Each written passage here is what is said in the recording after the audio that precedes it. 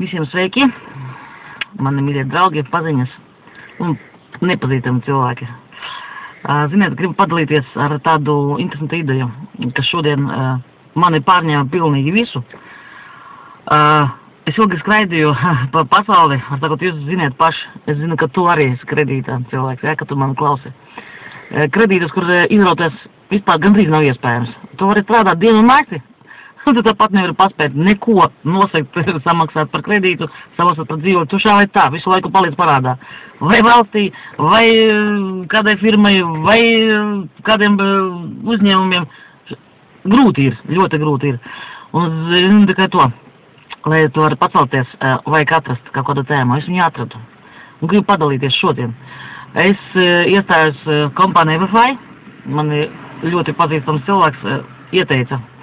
Nelī saka, davai, es tev parādīšu, kur tu vari reāli nopelnīt, un kas būs pēc mēneša, pēc 2, pēc 3.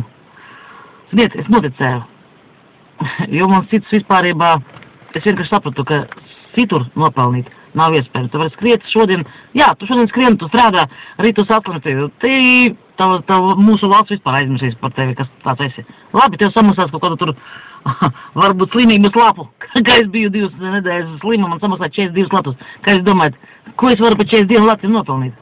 Paēst, es varēju nopirkt kaut ko, es varēju? Nekā. Var sakot, attiecoties par to tēmu, par to kompāniju, pirmkārt es atradu, man pirmkārt bija motivācija. Vienkārši pacelt un izvelt sevi no tā purva, kuras iestrēgu.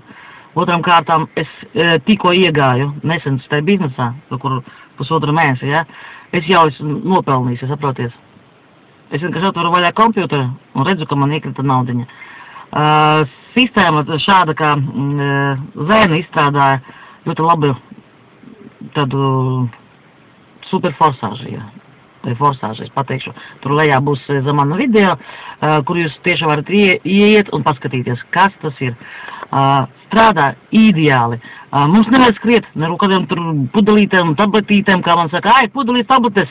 Es neskriešu nekur pakaļ. Es vienkārši piedāvāju jums nopelnīt. Tā kā pelnēs, saprotiet, un padalīt ar saviem radiniekiem, draugiem, paziņām. Vienkārši, saprotiet, paņemsim visi kopā un pacelsimies visi. Lai mēs varētu mierīgi elpot, lai mēs varētu redzēt, kā mūsu bērni priecājas. Un jau pateikt to bērniņu, es šodien nevaru tev nopirkt, pieņemsim, kādu zemenīti tirgu, bez ka man naudas nav. Vai es nevaru nopirkt tev kurpi, nopirkt kītniešu prastās par 3 latiem, tāpēc, ka man naudas nav. Saprotiet, tas ir tik zemiski, es uzskatu. Tas ir vienkārši jāprast, ka mēs pieauguši cilvēki sēžam un nīkstam mājās, spēlējam super spēlītes, vai tā ferma tā Latvija, kas populāra ir. Ziniet, cik man sūta spēlītes.